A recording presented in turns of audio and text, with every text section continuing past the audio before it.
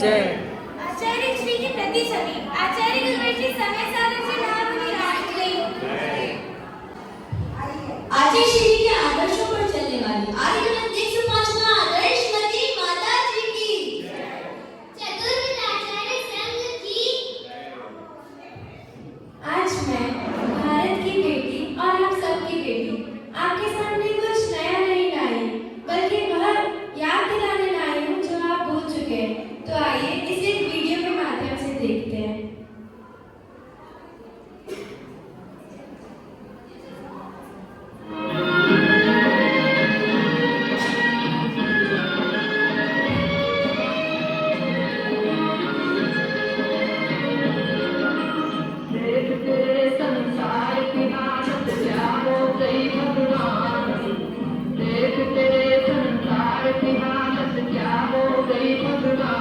कितना बदल गया इंसान, कितना बदल गया इंसान।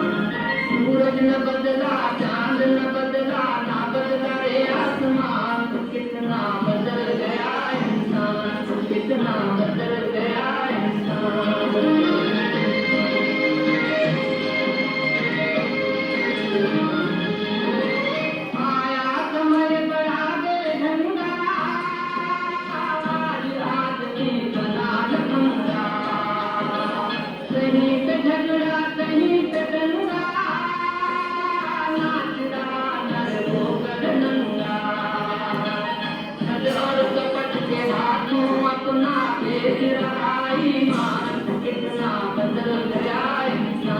कितना बदल गया इंसान, कितना बदल गया इंसान।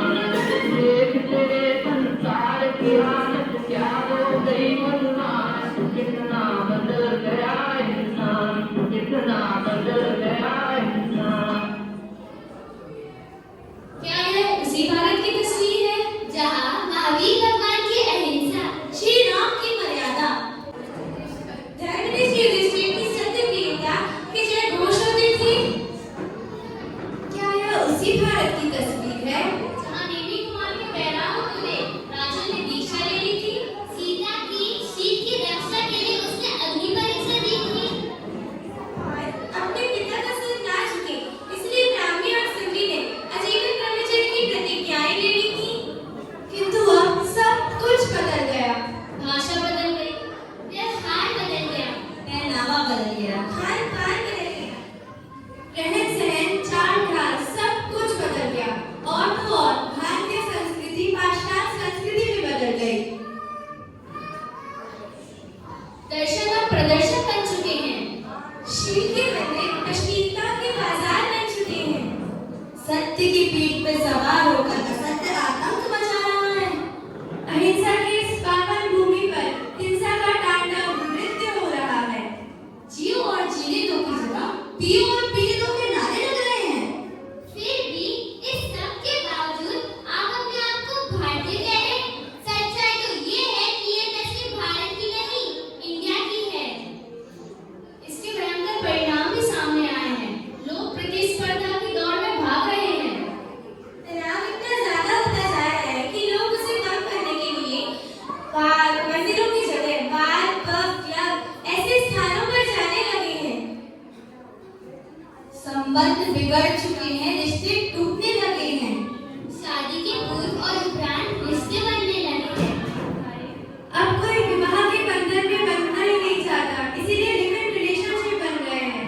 और तो और माँ बाप के बुढ़ापे की राखी तो दूर होती जा रही है, यहाँ तक कि उन्हें अपनी मृत्यु से पहले ही अंतिम संस्कार की तैयारी करनी पड़ रही है।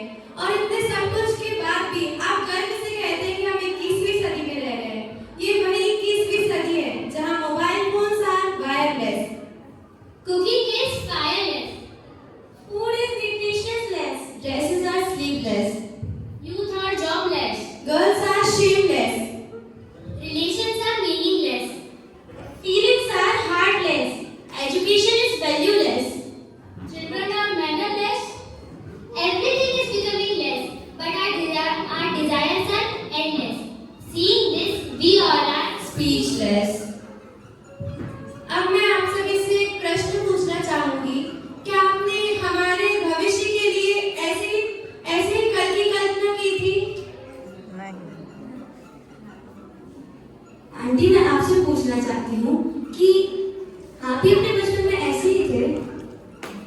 अपने ऐसे जीवन नहीं जिया था। उस समय मोबाइल नहीं थे, टीवी नहीं थी।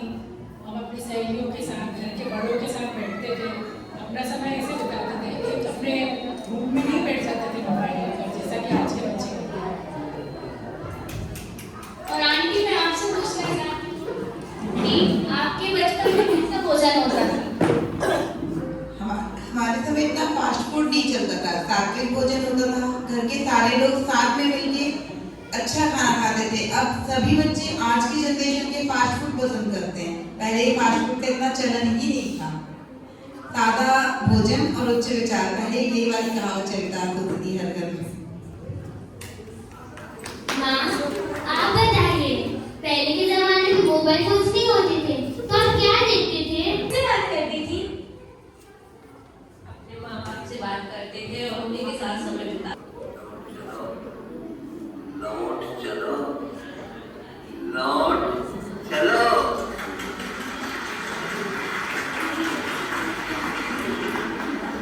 कहाँ चले गए थे? लौटने की आवश्यकता पड़ गई। लौटना बहुत कठिन होता है, लेकिन दृढ़ संकल्प ले ले। इंडिया से भारत की ओर लौट चलो। अब मैं आपसे पूछना चाहूंगी कि हम इंडिया से भारत की ओर कैसे लौटे? हम क्या करें जिससे हम इंडिया से भारत की ओर चल दें? स्वदेशी वस्त्र अपनाएं, सादा भोजन करें, फास्ट फूड का त्याग करें। बिल्कुल सही। इसी के साथ सबसे पहले हमें अपनी मातृभाषा को अपनाना पड़ेगा। हमें हिंदी को बचाना पड़ेगा। आजकल स्कूल में इंग्लिश माध्यम में शिक्षा प्रदान होती है, पर अगर बच्चा जितना अच्छे से हिंदी में समझ सकता है, हिंदी से ग्रास्प कर सकता है, वो उतना इंग्लिश से नहीं कर पाता है। आजकल हमें अगर हिंदी को बचाना है तो हमें सबसे पहले अपने घरों में हिंदी में ही बातचीत करनी पड़ेगी। हमें दुकानों के नाम हिंदी में रखने पड़ेंगे। हमारी गाड़ी की नंबर प्लेट में भी हमें हिंदी में अंकों को अर्जित कराना चाहिए। बहुत सारे देश हैं जो सिर्फ इंटरनेट पे भी हमें देवनागरी लिपि का ही प्रयोग करना चाहिए। अब मैं आपसे ये कहना चाहती हूँ कि जब इतने सारे देश हैं, चाइना, जापान, इजराइल, जब इन सारे देश इतने डेवलप कैसे हो पा रहे हैं, इतने विकसित कैसे? क्योंकि यहाँ पे सिर्फ अपनी मातृभाषा में पढ़ाई होती है, बच्चों पे बोझ नहीं बनता। बच्चे क्योंकि अपनी मातृ जो आप बचपन से आप सोचिए, आप जब अपने बच्चों को बचपन में हिंदी सिखाते हैं तो वो हिंदी से कितना समझ सकते हैं। हमें हमारा अनावश्यक समय मोबाइल फोन से व्यर्थ नहीं करना चाहिए। हमें अपना समय मोबाइल फोन को देने का बंद करना चाहिए। हमें हमारे समय का सदुपयोग करना चाहिए। अनेक लोग दिन भर 1, 2, 3 घंटे व्यर्थ करते बस रील स्क्रॉल करने के लिए। हमें फास्ट फूड की जगह फास्ट फूड को अपनाना चाहिए, क्योंकि आज फास्ट फूड के हम परिणाम जानते हैं। हमें कितनी सारी बीमारियां होती हैं, कम उम्र में ही कैंसर, डायबिटीज जैसी बड़ी बड़ी बीमारियां हमें हो जाती हैं। इसलिए हमें अपने हाथ का ही भोजन खाना चाहिए। अपने निर्मल चरित्र के लिए हमें मर्यादित वस्त्रों को पहनना चाहिए और अपने रिश्तों को मजबूत बनाना चाहिए। स्वदेशी वस्त्रों का उपयोग करना चाहिए, इससे बेरोजगारी बढ़ती है और यह स्वास्थ्यवर्धक है।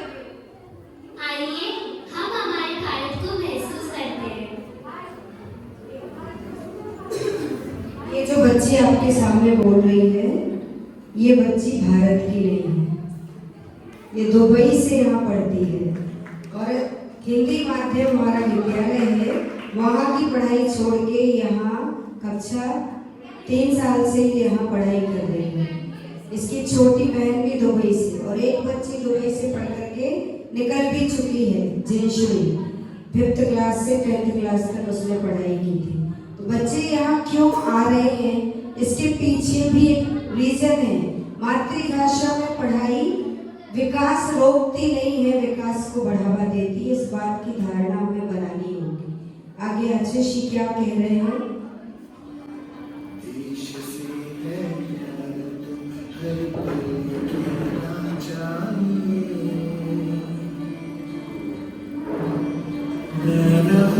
या ना रहूं, भारत ही रहना चाहिए।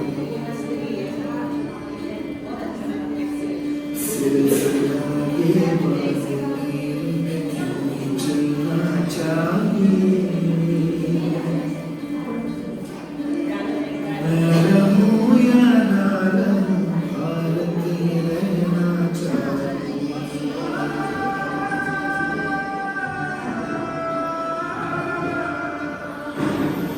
मेरी नस नस तार कर दो और बना दो एक सितार।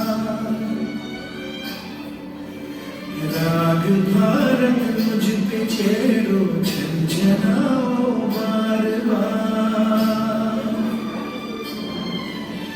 देश से ये प्रेम आंखों से झलकना चाहिए। मैं रहूं या ना रहूं, भारत ही रहना चाहिए।